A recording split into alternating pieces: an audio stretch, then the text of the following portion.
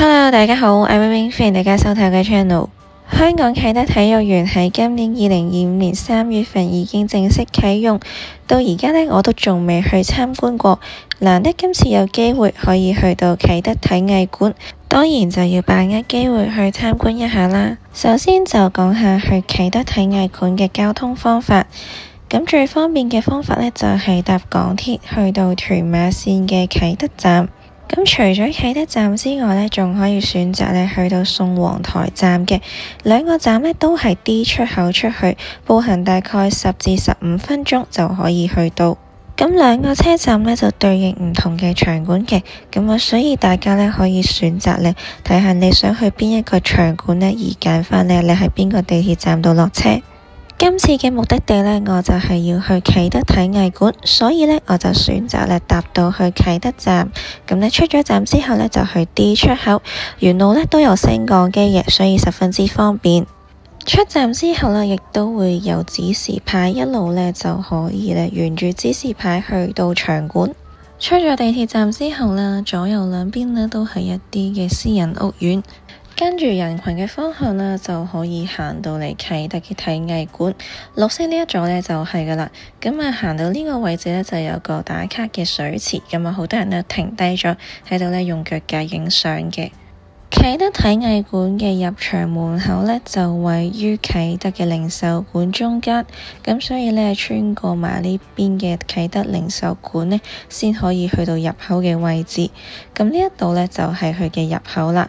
今次嚟嘅目的呢，就係參加香港殘奧日2025，咁入場前呢，就要掃咗個 QR code 先可以入場嘅。咁就事先呢喺官網度預約啦，先可以呢有得入場嘅。咁入場嘅時間呢都分咗3個時段。咁第一個時段呢，就朝早10點去到晏晝1點，第二個時段呢，就1點去到3點，而我呢，就係去到第3個時段就3點至6點。不過我去到嘅時候呢，2點半鐘呢，佢已經俾我入場噶啦。今年嘅香港殘奧日呢，係第一次移師去到啟德體藝館舉行，以往呢，就喺調景嶺嘅體育館啦，或者係香港體育學院度舉辦嘅，免費開放俾市民呢玩各種嘅殘疾運動項目，包括羽毛球、硬地滾球、飛鏢、馬術、萬人門球、空手道、輪椅舞蹈、賽艇、帆船、坐式排球、乒乓波、保齡球、輪椅籃球、輪椅冰壺、輪椅劍擊、輪椅網球同埋腕力嘅。除咗以上提及到嘅運動項目試玩之外呢，仲有殘奧會同埋香港殘疾運動發展展覽。今屆呢，仲加持咗體壇運動明星賽。賽事呢，就邀請咗殘奧會硬地滾球6朝元老兼3金得主梁玉榮，仲有巴黎硬地滾球2024年銀牌得主張遠，羽毛球代表陳浩源，同埋巴黎2024年劍擊奧運金牌得主江文蔚，聯同代表香港精英運動員協會嘅4位運動員，包括賽艇嘅李嘉文、網球張玲、羽毛球黃詠琪同埋空手道嘅李振豪一同參與。今次我入場呢，都有機會可以睇到呢佢哋2場嘅硬地滾球表演賽，而表演賽嘅主持呢，仲邀請咗方健儀去做主持。咁開幕典禮啦，就係朝早嘅時間呢已經舉辦咗，咁所以我喺晏晝時段入場呢，就冇機會睇到啦。咁因為我想瞓晏啲啦，就揀到3點鐘呢個時段。今屆香港殘奧日2025年呢，吸引咗3000位嘅觀眾入場，除咗有殘疾人士參與之外呢，仲吸引咗好多小朋友同埋長者一齊嚟到。以往呢，我都唔知道有殘奧日呢樣嘢㗎，咁都係今年呢，咁啱上網呢見到呢先知道。因為呢，好多時呢，一啲嘅中心呢，佢嘅名額有限啊，每間中心呢，只係俾10至15個嘅殘疾人士參加啦，咁所以呢，我就以為呢冇得自己報，原來呢，可以自己上網呢就可以撳到飛㗎啦。體藝館入邊呢就分咗兩個場嘅，除咗頭先嗰個細嘅場之外呢，呢一個呢大少少嘅場館呢就有多啲嘅運動項目試玩。入場嘅時候呢，撞到江旻憓，咁好多人呢都排隊嚟同佢影相。入到嚟之後呢，就去咗右手邊嘅攤位遊戲度玩。咁第一個玩嘅呢，就叫做掃鍵球，咁就係香港傷健協會舉辦嘅。遊戲玩法呢就好簡單嘅，咁呢兩個人輪流呢將你嘅波啦碌到佢相應嘅分數，咁分數越高呢，就係代表你係贏啦。咁呢有一個波呢，就係一個雙倍積分嘅，咁所以大家呢都可以試用咗一啲普通波呢，碌咗幾球之後呢，再用個雙倍積分波呢去攞多啲分數。第二個項目去玩嘅呢，就係掟呢個籃球落去，咁呢，原來下面呢個3分呢先係最高分嘅，上面呢就有1分同埋2分，咁無論你掟到幾多分啦，都會幫你吸引仔。呢個呢就係硬地滾球，咁啊硬地滾球呢，其實個手感呢摸落去呢都好難可以控制到佢嘅力度啊，因為呢我次次呢都會將佢呢掟到好遠，而呢其實佢呢係需要呢去貼近個白色波，但係又唔可以撞到個白色波，所以前面嗰個小朋友呢玩到呢都唔捨得走啊，要個哥哥仔呢一齊坐喺度同佢一齊玩。輪椅人士呢就可以坐返喺輪椅上面掟波啦，咁而普通人呢就需要呢坐喺凳上邊呢去碌個波出去。試玩完硬地滾球之後呢，就再去其他攤位度睇下有啲咩玩。嚟到香港傷殘青年協會呢個攤位呢，就係類似掟豆袋咁樣，咁呢要將呢個袋呢就掟去個中間穿窿個位置度，咁呢就有3分。如果掟咗喺嗰塊板上邊呢，就得1分。咁我掟嘢嘅眼界呢，就真係好差啦，我掟極呢都係掟咗去地下，所以呢都唔影出嚟呢俾大家睇獻醜啦。比較多人排隊嘅項目呢，就係玩保齡球，咁佢呢都有4條嘅賽道噶啦，咁但係呢，每個小朋友呢都有3球嘅機會去碌保齡球嘅，咁啊輪椅人士呢都好方便啦，坐喺輪椅上邊呢，掟一掟個波出去就可以玩得到，而且個波呢都係好輕嘅，係膠嚟嘅，咁啊唔似喺保齡球上邊嗰啲保齡球咁呢，成6-7磅重。咁我玩嘅時候呢，都碌咗2次先成功呢，可以打得中全部波。咁有啲小朋友呢，直情呢玩到唔捨得走啊，排完再排。入場嘅時候呢，每人呢都派咗1張嘅遊戲卡嘅，儲夠4個印仔呢，就可以換禮物噶啦。每玩一個遊戲呢，就可以吸1個印仔。咁而禮物袋呢，每一袋呢其實都唔同噶。咁我呢，就係攞咗1袋呢，就奇幻嘅曲奇餅啦，一支呢類似寶礦力嘅能量飲品，以及一支呢消毒噴霧。嚟到呢一個攤位呢，就係玩輪椅劍擊嘅。咁啊，平時呢，喺電視上邊呢，大家可能見張家朗啊、江旻憓嗰啲喺奧運比賽呢玩得多劍擊啦。輪椅劍擊呢，真係比較少呢喺電視上見到。咁我自己試玩呢，其實都幾刺激下嘅。咁佢每一次着燈呢，你就點去。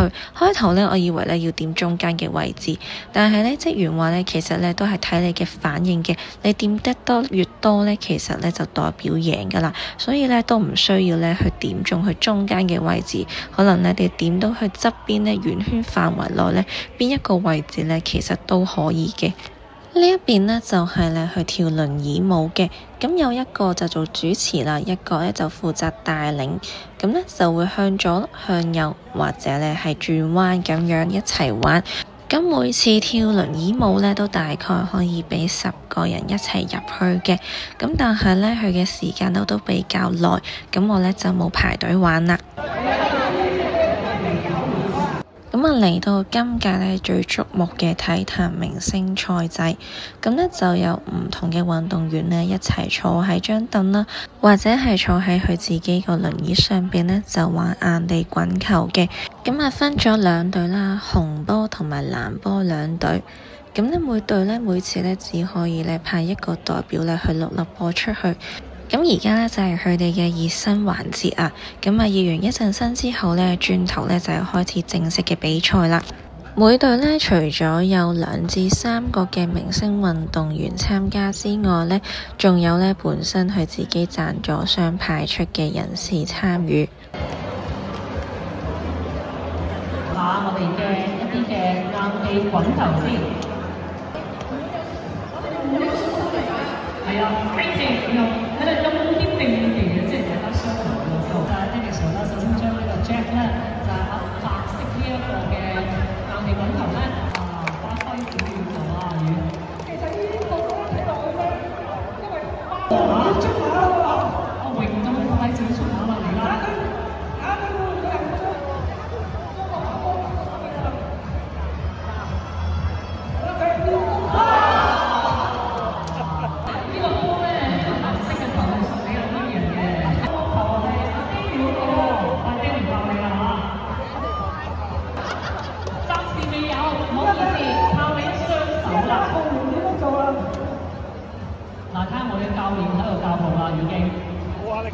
教練咧就建議阿 Daniel 咧可以近後少少，但嗰啲一定要坐喺度去投球啊嘛。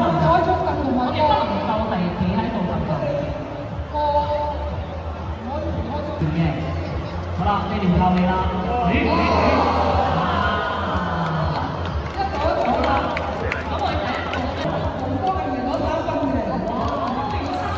藍色嘅球咧，分別交翻去我哋相對應嘅隊員嗰度。咁然之後呢個時候咧，就相信一個嘅 Jack。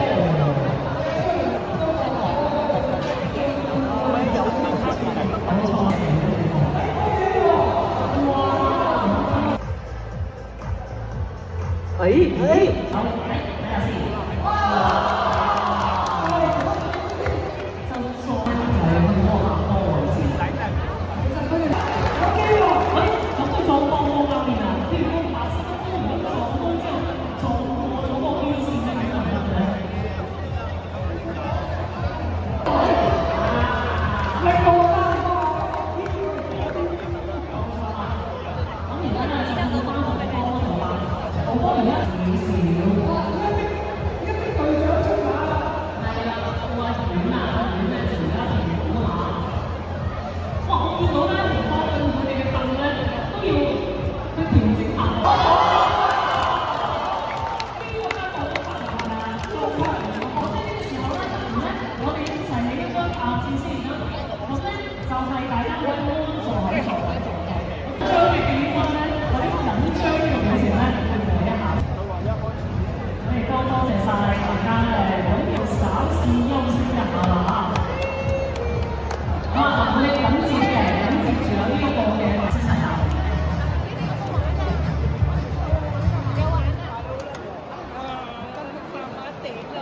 長嘅。睇完明星玩硬地滾球之後呢，我呢就繼續去試玩唔同嘅項目。嚟到呢一度呢，就係打乒乓波嘅，咁啊分咗2張台，一張台呢就有分數，另外一張台呢就淨係齋打乒乓波。我呢都好耐冇打過乒乓波啦，所以呢都用咗幾球呢先上到手。呢度呢就係玩帆船嘅，不過呢去到4點鐘呢係已經截咗人龍，冇得再入去試玩啦，所以呢只可以喺出邊呢遠望。咁呢一邊呢就係輪椅冰壺，咁輪椅冰壺呢都好多人排隊㗎。咁呢輪椅嘅人士呢就係用呢支棍啦去掃呢個冰壺出去，去到呢中間呢紅色同埋藍色圈嗰度。咁而普通嘅人士呢，如果你係可以着到褲嘅話呢，就可以自己呢用手呢去推呢個冰壺出去。咁因為我係着裙嘅關係啦，所以呢我哋用呢支棍呢推佢出去嘅。咁我呢就第一次玩呢個冰壺啦，推上手呢個感覺呢都好難控制得到佢嘅力度啊，因為呢推幾次呢都好細力下，都未過到中間嘅一半。即係一陣呢，你咁樣啦，同我一樣係個手咁樣。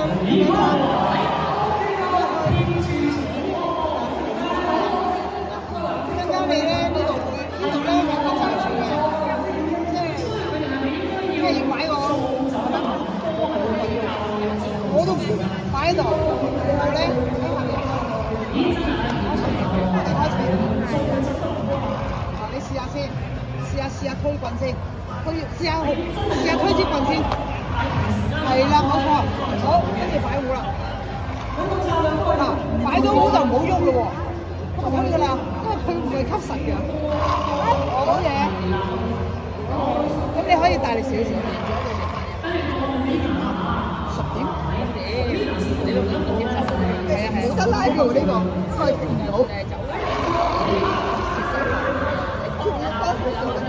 你啱望。你玩埋先。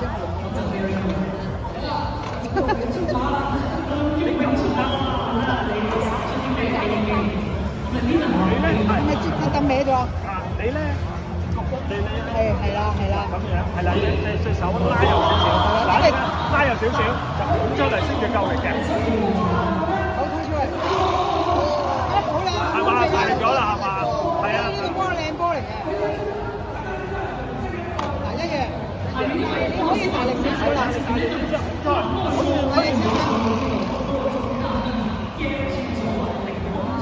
啱啱過界，呢個係啱啱頭。喺冰壺隔離呢，就係咬手瓜。開頭呢，我呢以為係呢個大人啊同對面個職員呢一齊咬手瓜，最後發現呢，原來呢係一個小朋友嚟㗎。咁啊小朋友呢，佢都好俾心機啊，將佢隻手仔呢去呢用力呢將個姐姐嘅手呢推落去。平時呢，以為呢殘疾運動項目呢都係一啲嘅球類啦、冰壺或者硬地滾球，都唔知道呢原來咬手瓜呢都算係一種。而喺咬手瓜隔離呢，就係殘疾人空手道啦。咁呢，有個職員呢，就喺度示範呢點樣打空手道啦。咁呢，小朋友呢，就跟住佢一齊打空手道呢個項目呢，就相對上呢比較少人參與啦。本身呢，我就想騎馬嘅，咁但係呢，佢見到我着裙呢，就 reject 咗我。馬術隔離呢就係賽艇，咁不過因為我都係着裙嘅關係啦，所以呢我就冇特別玩啦。呢一邊呢就係玩飛鏢嘅，咁都好多大人啦、長者啦都一齊去玩。玩到5點半鐘啦，所有嘅遊戲項目呢都已經截龍㗎啦。雖然呢佢就寫6點鐘關閉啦，咁但係呢5點半鐘呢所有嘢呢都冇得再玩，所以呢我哋呢都離場啦。呢一邊呢就係無障礙洗手間，咁啊設有一個嘅無障礙洗手間啦，咁佢係自動門嚟嘅，入邊都幾大。如果呢無障礙洗手間太多人呢，都可以入去廁所入邊啦。因為廁所入邊呢有幾格呢都係設計呢比較大少少嘅，咁啊拉門呢就可以呢入到一部輪椅，咁當然啦就會比無障礙洗手間細啦，咁但係呢都足夠入到成部輪椅入去廁所。去完洗手間之後呢，我哋呢就離開啟德體藝館，行返出去呢主場館嘅位置。沿住斜道方向上去呢，就可以行到去主場館嘅位置。咁呢一邊呢，就係啟德嘅簡約公屋。咁呢啲呢，就係啟德嘅零售館。嘢食呢，其實都選擇都比較多㗎。咁而且呢，價錢呢都唔算話特別貴，都係我哋平時喺商場呢見到嗰啲店鋪嚟嘅。呢度呢就有一個攀石場，咁啊需要呢另外再畀錢呢先可以玩嘅。咁佢亦都有分時段限制，咁所以呢買完飛之後呢，就要喺側邊呢等到夠鐘呢先可以上去爬。啟德主場館呢，除咗係舉辦演唱會之外呢，仲係舉辦一啲大型嘅體育賽事。咁喺今年嘅演唱會呢，除咗有阿 Jam 啦、Coldplay 啦、謝霆鋒等等呢，都喺度舉辦過演唱會㗎喇。佢嘅外形呢都特別靚啊，咁係紫色㗎，而且呢仲係呢漸變嘅顏色，所以呢夜晚望落去呢都特別靚。而喺主場館嘅下面呢，就有一個叫做啟德展館。咁展館開放時間呢，就係星期一至日朝早10點去到夜晚嘅8點嘅。佢呢就係介紹呢啟德嘅歷史啦、香港體育發展呢，以及啟德體育園呢一啲嘅設計同埋建造嘅過程。展館入邊呢，就有一啲嘅數碼動畫啦、沉浸式劇院，咁呢就可以呢俾大家睇到呢啟德嘅歷史以及呢蛻變嘅過程。入邊呢展示咗一啲嘅啟德體育園大型嘅實體模型啦，仲有呢園區入邊呢一啲嘅藝術品縮小嘅模型。除咗展品之外呢，仲有一個係賣手信嘅，咁就係有一啲啟德體育園嘅主題紀念品啦，同埋創意精品。而另外一邊呢，就係有個 cafe， 咁啊可以俾大家呢買一啲嘅手沖嘅咖啡呢，或者係一啲嘅輕食。咁呢個嘅啟德展館呢，其實都比較少人介紹嘅。如果唔係呢，咁啱行到過嚟呢，我都唔知道有呢個展館。行咗一圈出返嚟之後呢，就有一啲嘅公園嘅遊樂設施。咁設施呢都考慮到呢要傷健共融啊，所以呢有一啲嘅設施呢都係特登呢整矮少少，俾傷健人士呢去一齊玩嘅。沿住海旁嘅方向行呢，呢一邊呢就係美食海灣。咁美食海灣呢，就係以維多利亞港呢相伴啦，好多呢小朋友啦或者係寵物呢都好鍾意呢度㗎，因為呢佢有一個草地啦，可以俾大家呢坐喺度一齊玩。咁見到下面呢，有人呢就同啲小朋友呢玩緊一啲嘅大型嘅泡泡。美食海灣呢，除咗有啲嘅餐廳之外呢，不時呢仲會舉辦一啲嘅美食市集。咁輪椅人士呢，就可以揀搭升降機呢，就直落去地下美食海灣。本身嚟嘅時候呢，我呢都係想去睇一個巨型嘅中秋主題裝置，咁呢就叫做月亮泡泡夢。咁呢就有一個嘅月球啦，同埋一隻嘅兔仔喺度嘅。但係去到當日呢，我喺草皮嘅位置呢揾極呢都揾唔到，最後呢，保安呢先同我講，原來呢已經拆咗啦，係呢擔心呢颱風會吹到啦，咁所以呢，事先呢3號風球呢，你已經將呢個裝置呢拆咗，直到呢颱風完全冇晒呢先會再掛返，咁所以呢，我呢就冇機會可以見到啦。咁呢個嘅主題裝置呢，就去到10月13號嘅，唔知大家呢有冇去睇啦？行到嚟呢一度呢，就見到一個足球場，咁佢呢就係啟德青年運動場。除咗呢可以舉辦足球比賽之外呢，仲可以舉辦籃球比賽嘅。場地呢可以容納到5000名觀眾。行返嚟啟德零售館方向呢一邊呢，左手邊呢一棟呢就係 Joypolis 啦。之前呢，我喺日本東京呢都有玩過嘅。咁佢呢就係作為 Joypolis Sports 嘅品牌首座嘅海外運動樂園。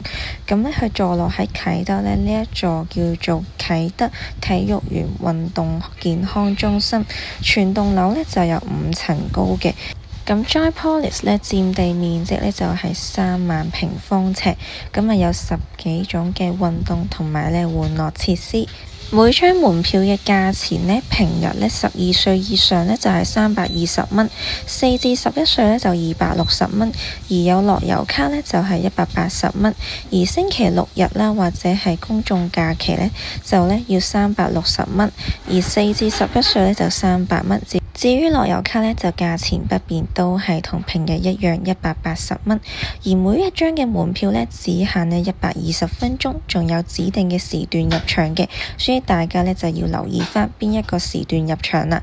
而最後嘅入場時間呢，就係夜晚嘅6點半，有部分嘅日子呢，就俾人包場用嘅，咁所以大家呢去之前呢，記得留意返呢官網嘅時間。啟德零售館呢，就總共分咗3座，分為1、2、3，佔地面積呢就70萬尺。喺2024年12月18號呢，已經正式試業咗。咁啟德零售館1呢，就係連接住啟德體藝館嘅。適逢中秋節啦，咁好多中秋嘅飾物呢，都已經開始減價。入到嚟呢一座呢，就係啟德零售館2，入邊呢就有一啲嘅大型嘅運動用品啦，或者係一啲嘅生活用品，仲有一間呢AEON超市。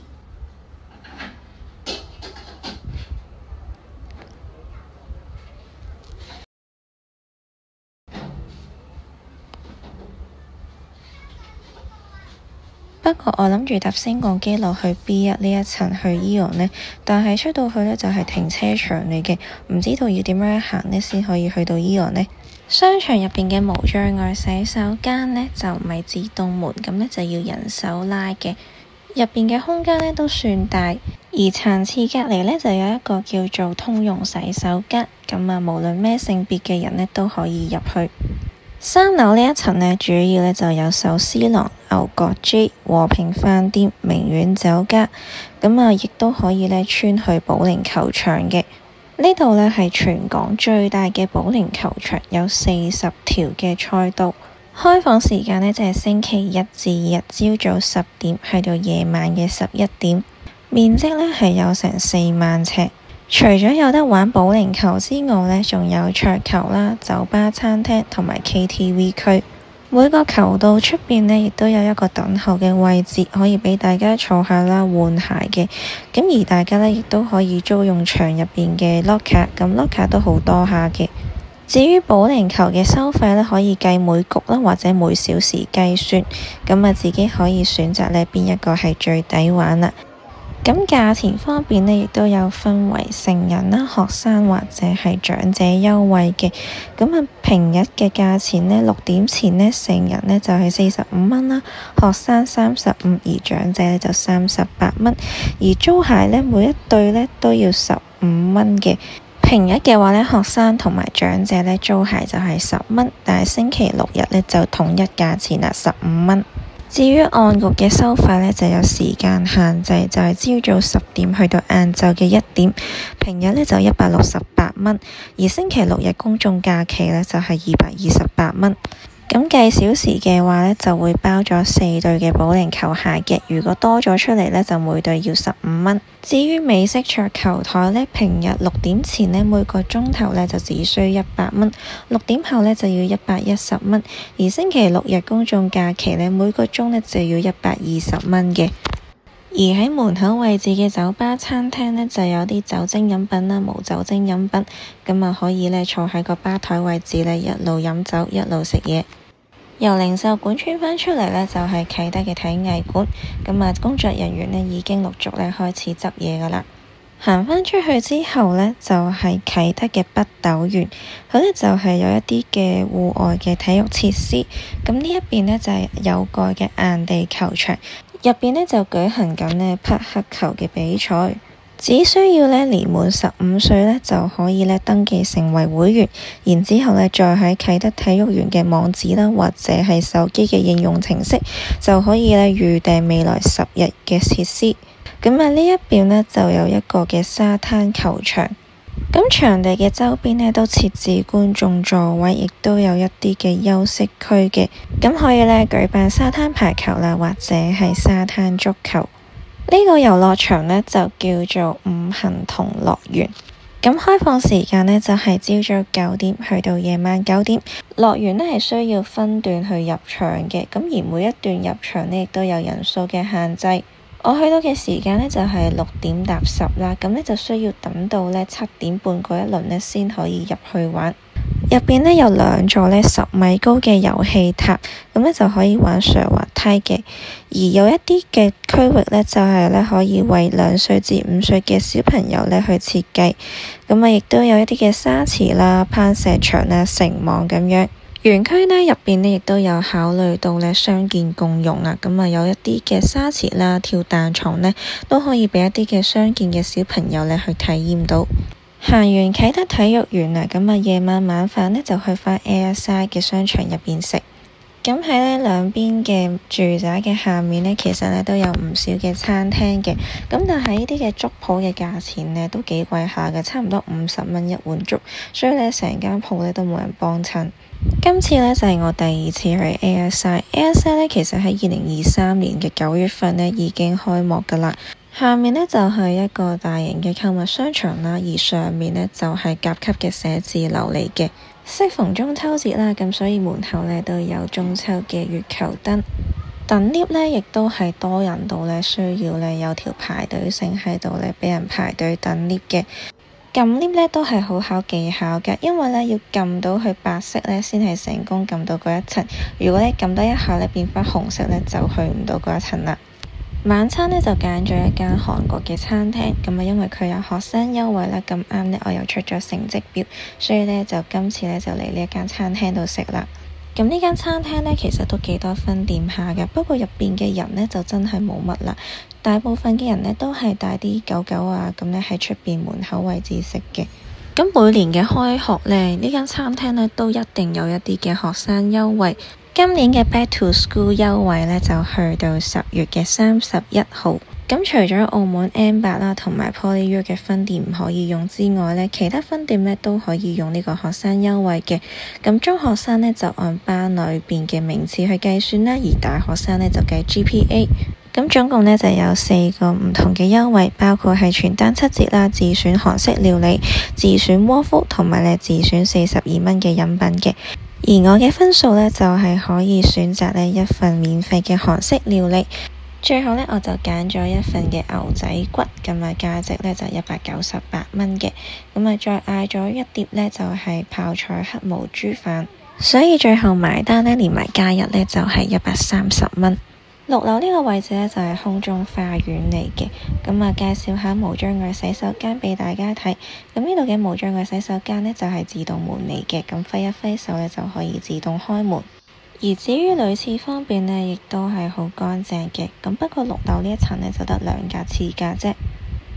如果等唔切輪椅洗手間呢，亦都可以入嚟女廁嘅，因為呢有幾日嘅廁格呢都係比較大格，佢呢就係俾啲小朋友呢同埋媽媽呢一齊入去。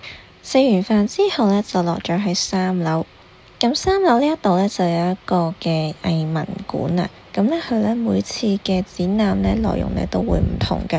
今期嘅展覽呢，就叫做無限復活，不只是打機展，咁就由8月1號啦去到11月9號。開放時間呢，星期1至星期4呢，就12點鐘去到夜晚8點，而星期5至到星期日呢，就係11點去到夜晚嘅9點鐘。咁入邊嘅展品呢，就重溫咗香港人由70年代啦至到今時今日呢打機嘅集體回憶。除咗有經典遊戲機珍藏品啦、巨型盒大打卡場，仲有呢一個嘅機鋪嘅場景嘅。入邊呢仲有一個互動嘅環節啊，咁呢就係一個叫做小朋友齊打交2嘅復刻版。大家呢可以化身呢唔同遊戲嘅角色，再一次呢體驗下呢個打機嘅樂趣。如果鍾意打機嘅呢，建議大家都可以入一入嚟參觀下，睇下呢有幾多個遊戲機呢，你哋係曾經試玩過。喺結束開放前嘅15分鐘呢，就會停止入場噶啦，所以建議大家呢，食完晚飯之後呢，就早少少嚟到呢度參觀。除咗3樓呢一層呢，有個打機展之外呢，喺2樓嘅位置呢，亦都有租顧名呢一個韓國恐龍嘅打卡展，展期呢，就去到2025年11月9號嘅。除咗吸引咗呢一家大細呢帶埋啲小朋友嚟呢度影相之外呢，仲有好多人呢帶埋自己啲狗狗呢嚟呢度影相。有啲人唔想排隊等呢，就直接喺外圍呢影相就算啦。咁 A1 呢個商場嘅定位呢，其實我都覺得算比較高價㗎，因為有啲餐廳呢其實都好貴下。咁所以呢，除咗係一啲鍾意帶寵物呢去行商場嘅話呢，你話見啲人喺度消費呢又比較少。行完呢個卡通恐龍展覽之後呢，喺2樓呢一層呢，就有一個陳奕迅嘅展覽，咁佢個名呢，就叫做 Fear and Dreams。展覽呢，去到10月嘅7號呢已經完咗噶啦。喺快閃店嘅入邊呢，就有多個可以同偶像一齊打卡嘅位，咁亦都呢，有列出呢陳奕迅喺世界巡迴演唱會呢去過嘅城市。咁陳奕迅呢，近年呢，真係喺香港呢比較少出現啦，咁多數呢，都係去咗呢世界各地呢舉辦一啲嘅演唱會。咁而我對陳奕迅呢最有印象嘅呢，就係中學嘅時候呢學唱單車呢首歌。行完展覽之後呢，就沿住往新蒲崗方向嘅天橋呢去咗呢 Mikiki。今次呢，亦都係我第2次去 Mikiki 啊！咁呢，佢雖然係2011年就開咗呢個商場啦，但因為呢，佢距離地鐵站呢都比較遠，所以呢，好少機會呢會行過去。今次呢，都係為咗呢想去一田啊，先特登呢行去 Mikiki。咁一田呢就收10點鐘嘅，去到嘅時候呢就係8點幾，但係9點幾呢，佢已經呢會閂咗一道門，咁嗰道門呢就係通去升降機嘅位置，所以呢，我哋行咗15分鐘呢已經呢買齊嘢要離開。Mikiki 呢其實好細嘅，就去得3層，由 L1 啦 G 啦去到 LG 地底嘅。一田呢就位於 LG 呢一層。咁拍攝當日呢，就係中秋節前一日嘅星期日啦。一田入邊呢啲湯圓價錢呢都冇啲咩特別嘅優惠。今年呢，真係好少人呢買湯圓食啊！就算我喺 IG 啦，啲 friend 呢可能得1-2個呢係擺湯圓嘅相出嚟。行完 Mikiki 之後呢，本身呢諗住呢搭鑽石山站㗎，但係呢，佢步行路程呢比較遠，咁所以最後呢返返去 Airside，咁就經返啟德站離開。咁呢度都好隱蔽下，因為呢人行呢就直接搭扶手呢就可以落到地鐵站啦。咁而輪椅呢想去啟德站嘅 C 出口呢，就需要呢搭到嚟呢一層呢，再轉去 M 層呢先可以出到去地鐵站。今集嘅啟德之旅呢，就嚟到呢一度啦，一日呢玩勻晒呢殘奧日啦、啟德體育園同埋呢去埋 Airside。多謝大家收睇到最尾啦，我哋下集再見，拜拜。